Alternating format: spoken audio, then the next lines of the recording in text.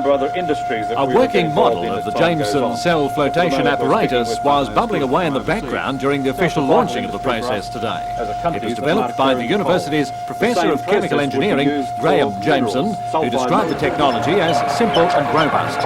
Essentially, a solution containing the desired mineral is mixed with air under pressure in a vertical tube. In this case, the particles of coal, which resist wetting, cling to the air bubbles and rise up and away from the unwanted residue. This is drained off from the bottom. The principles have been known for 80 years, but the Jameson cell does the job more efficiently with a smaller installation. In the case of coal, it's really only a clean-up operation to remove coal from the residues, the water that's floating around the mine, or from some streams, a minor stream, perhaps only 10 or 20% of the coal will end up in this very small way. But in the mineral flotation field, lead, zinc, copper, etc., then all the final product comes out of this process. It was Professor Jameson who approached MIM Holdings with the idea 3 years ago. The company placed its money and its faith in our university in exchange for exclusive world rights to market the Jameson cell. Already we have in place in America an agency which is developing up a similar model to what we see here today to go into the North American market for sale. We're in the process of arranging the same sort of agency within Europe, and we see the potential will be used through the mining industry in all the developed world, at least initially, and later into other parts of the world.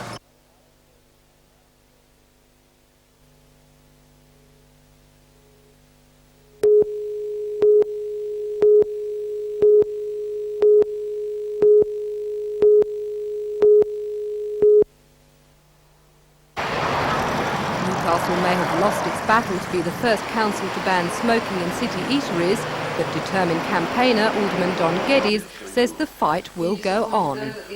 The concern I have at the moment is that the majority of the people in the community want a non-smoking environment in a restaurant.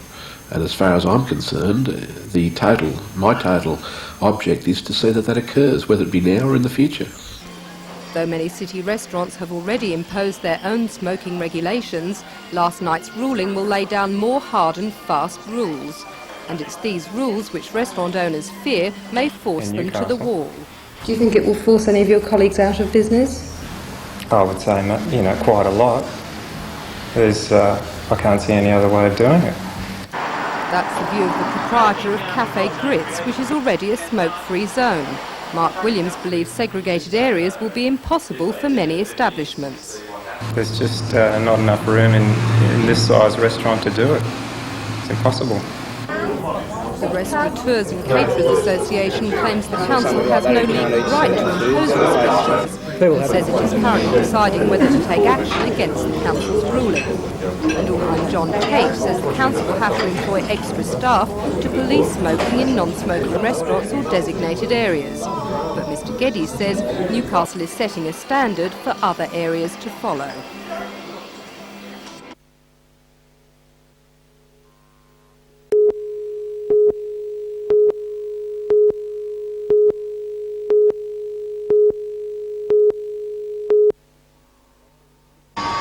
The $60 million Aurora Australis, scheduled to work as a research vessel between Hobart and the Antarctic, has been put together in many separate pieces. The last piece, the wheelhouse or control centre of the ship, was lifted into place today.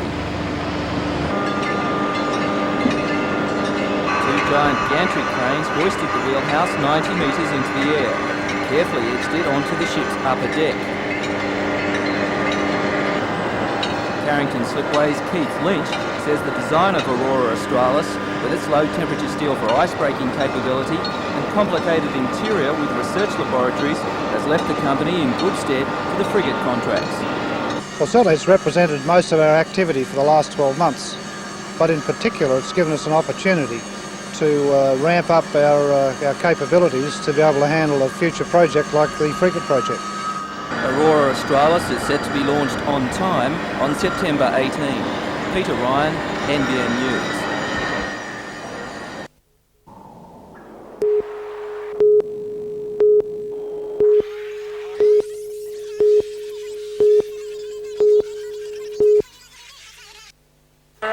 Riding in second position on the NBL table with a 70% win-loss record, the Cannons are rightfully red-hot favourites to beat the Falcons, who are in last position with a 14% average. And as Canberra's coach Steve Bruni has pointed out this week, these are the games the champions can ill afford to lose. On the other side of the ledger, the visitors to the capital are aware of the problems they pose to the Cannons. I would think that they're a little wary of us. Last year, when they won the championship, we split games with them last year, 2-2. And we match up fairly well with Canberra. So last time we didn't have Neil Turner. This time with Neil, we match up very well.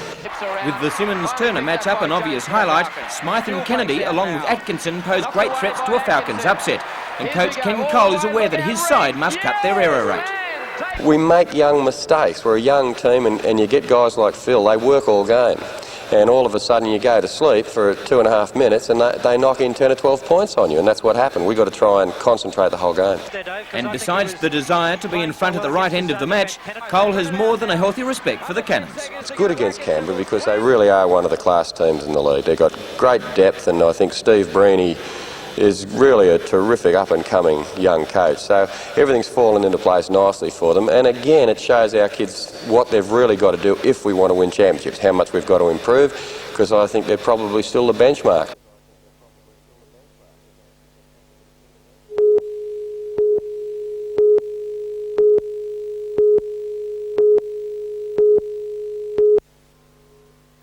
The Board of Secondary Education has approved the introduction of 4 TAFE courses in the HSC.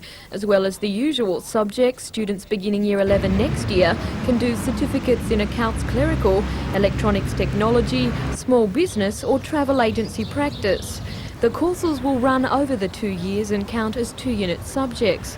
The board predicts the courses will be popular and selection competitive. The selection will be done after advice from the principal about the ability of the student, the interest that the student may have in that particular area, and interestingly but importantly, their attendance record and how they are likely to measure up in terms of TAFE's expectations.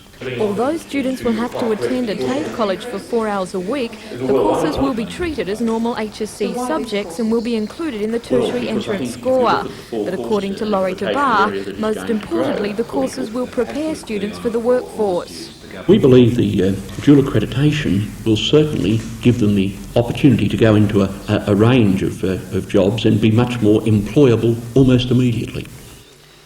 Will it cost more to be doing?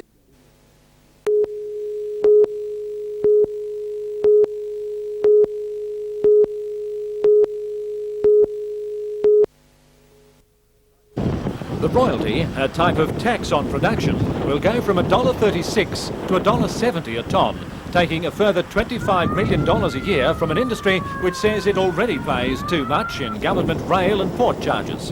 The Coal Association, by contrast, has been arguing for a reduction in royalties in view of the losses experienced by the industry over the last 5 years. Association Chairman Jim Lewis says the secondary tax is excessive and inappropriate. The industry recognises that it has to pay its way, but it has to operate in an international competitive environment, and the industry for the last 5 years has been unprofitable, and there's still no evidence that it's profitable, and under those circumstances it's inappropriate to increase royalties. Is there anything you can do about it, or anything you hope to be able to do about it? Well, we have had extensive discussions with the government to persuade them to our point of view, but alas, it seems as though it has been unsuccessful.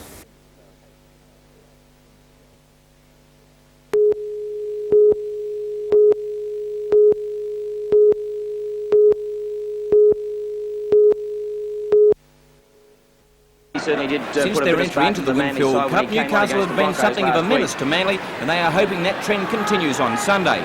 In the third round this year, Newcastle belted Manly all over the International Sports Centre to win 14-0. And since then, each team's form in the Premiership has varied. Manly have been rocked with off-field problems and have dropped quite a few games that they were expected to win. On the other hand, the Knights' form has been excellent, and they have a chance of making the finals, but they must keep winning. Injuries to key players Gary Worth and Peter Johnston are worrying the Knights' coaching staff, but last weekend against Balmain, the replacements did a superb job, and coach Alan McMahon will be praying for a continuation of that form. With the 3 Kiwi internationals, Sam Stewart, Tony Kemp and James Goulding back in the lineup, the Knights are in with a big show of lowering Manly's colours once again.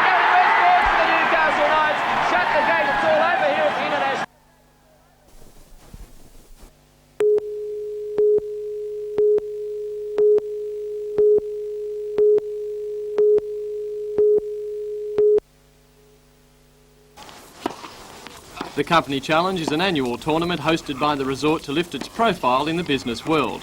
Invitations are sent to companies statewide, and this year 24 sent along representatives to do battle on the courts. Although there was some talent on hand, such as Tony Roach and Steve Doherty, who was a circuit player before injuring his leg, as tennis players go, most of the competitors make good business people. Well-known personality Mike Willisey says that's just the attraction for him. There are a lot of us who like to get the chance to play in tournaments. We're a bit old to go and play in the real ones. So you get fellas my age out here and, you know, pretending we're still athletes. Sports announcer Mike Rabbit teamed up with General Manager James Mark Anthony to carry the flag for NBN. Both assure us there's a lot more coordination in the station than appeared on the court. Oh, James! It's yours! I'll get it.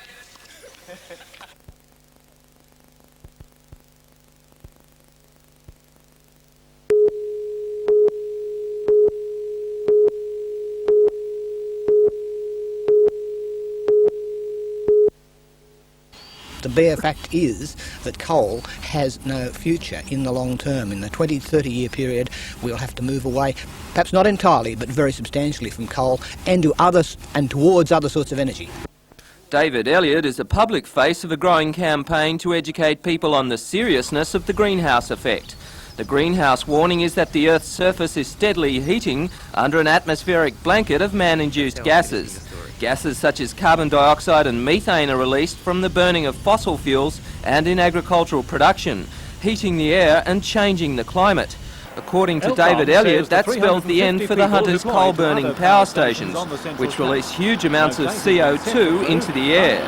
Alternative energy sources, he says, must be found. Well, there are going to have to be some very big changes made over a long period of time, and I hope... Speaking to a group of visiting engineers, Elliott called for a professional approach to seek environment-friendly energy sources. More immediately, engineers must plan for the side effects of a warming planet, rising sea levels, more storms and increasing water runoff. So this means, for example, not building too close to the high tide mark if you're putting a coastal development. It means making sure you've got adequate provision for increased runoff. If you're building a dam, for example, it may be now that the spillway has to be wider and higher than it was. Things of that kind. Elliott says the world must stop polluting the atmosphere. Fossil fuels must be conserved and waste material recycled.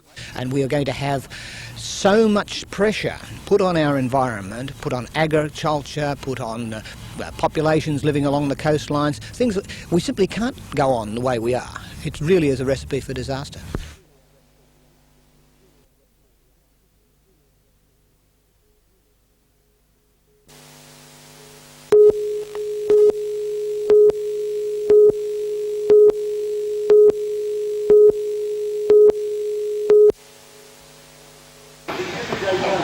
Adam recently defeated the 12 best bodybuilders in Australia and New Zealand to take out the Mr. Oceania middleweight division. In the 3 years since he began lifting weights, he has competed in 12 competitions and won 19 divisions, many of those senior categories while still classed as a junior. To keep his muscle mass constant, Adam combines working out at a Charmhaven gym 4 hours a day up to 6 days a week with a strenuous diet. Basically cutting out foods that are high in fat, sugar, salt, sticking to basic healthy foods, chicken without skin, steamed fish, steamed vegetables, limited fruits. Adam is also helped in his competition preparations by girlfriend Rachel Thomas, who is Miss Junior Oceania. Rachel says female bodybuilding is no longer regarded as ugly.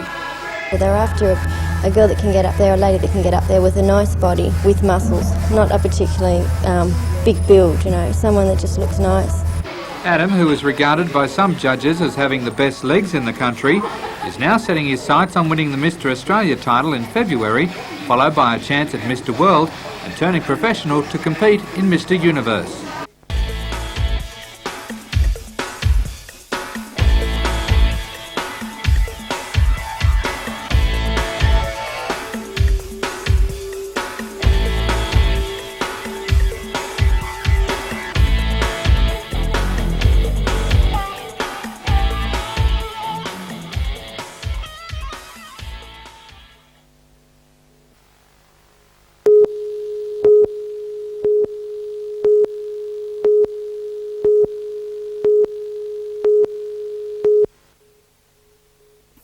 The survival of the maternal health research program depends on government funding and community donations. So today's presentation of a cheque for $17,000 from Chemplex Australia was welcomed by the university's medical faculty and, as Lord Mayor John McNaughton put it, had ensured a warmer welcome for the chemical company's establishment in the region.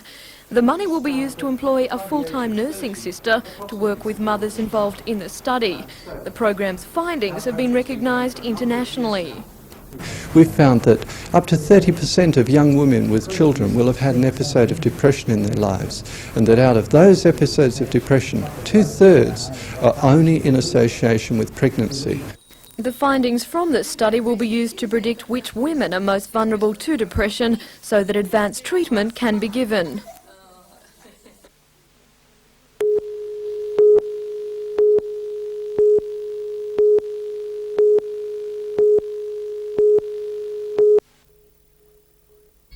Whitebridge High in the green and white strip and Swansea High had met in the past 3 regional knockouts, and it was a determined group of girls that took to the field this afternoon. Whitebridge made all the early attack, and with Australian representative Shelley Andrews up front, they forced Swansea into error, which resulted in 2 short corners. But the Greens couldn't convert. The break came in the 17th minute of the first half when Swansea, applying pressure to the Whitebridge goal, forced the ball across the face where Stacey Lehman got a lovely touch to put the Red and Whites 1 goal up. Whitebridge were a little unlucky not to get the equaliser just prior to the break, but were denied. The second half belonged to Whitebridge as time and again they swung into attack, but every time they were turned back by solid defence and good keeping by Belinda Edwards, who pulled off more than one sensational save. But the breakthrough came when a Swansea player, desperate to keep the ball out, gave away a penalty, and Shelley Andrews showed great experience to equalise in the 25th minute. 2 minutes later it was the brilliant Andrews who wrapped it up for Whitebridge with a sensational individual goal. Final score, Whitebridge 2, Swansea 1.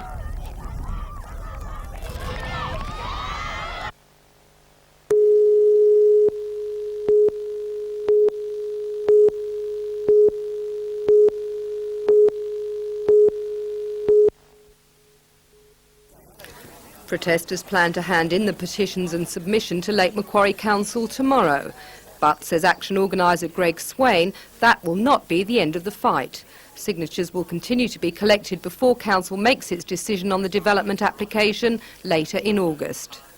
The reality that if this approval goes through, then the situation can be seen that it would not prevent Council from stopping further agencies in all shopping centres throughout the city, Warners Bay, Charlestown, Toronto, Burlaroo, even near the council chambers. There's no guarantee that Council would be able to stop any further applications by applicants of this form. Residents fear an increase in crime, drug use and a safety threat, plus embarrassment to pedestrians around the shopping centre where the agency hopes to set up. The proposed premises are an entire upper floor, once occupied by a solicitor, above businesses including a computer store, pizza parlour and Chinese restaurant. Mr Swain hopes the strength of public feeling will force Council to turn down the application. What will you do if the application gets the go-ahead? We would have no hesitation in going to the Planning and Environment Court and opposing it in Sydney, simply because we know that we have specific grounds under the Planning and Environment Assessment Act to oppose this application, and we would most certainly do that.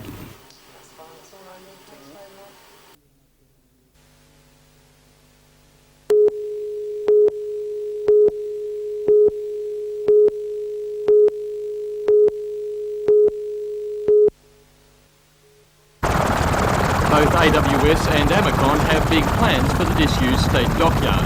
If the Newcastle consortium wins, it will transform the site into a high-tech electronics facility where ships built at Carrington slipways will be fitted out.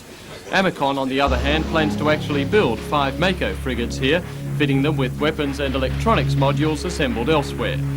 According to Alan Morris, however, there's not enough room for 2 shipbuilders in the region. He says the Amacon yard would seriously threaten the viability of Carrington slipways.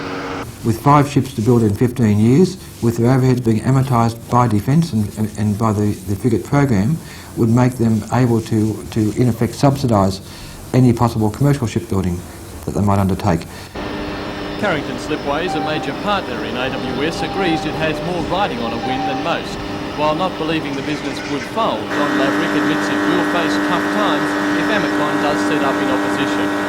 We believe that fair competition is good for business, but not when they're being supported by government contracts for that longer period. Would you ever foresee yourself closing because of another shipyard being built in town? That's a difficult question, Ross. It depends on what they concentrate their efforts on.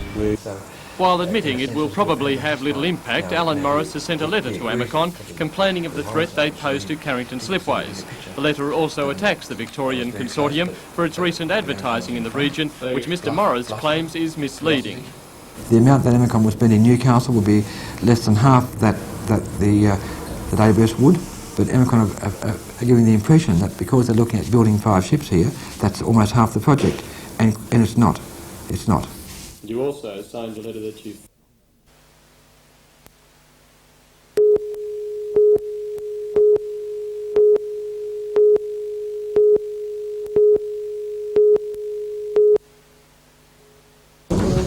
Well, she'd be better by then. He's just recovering on his bed, so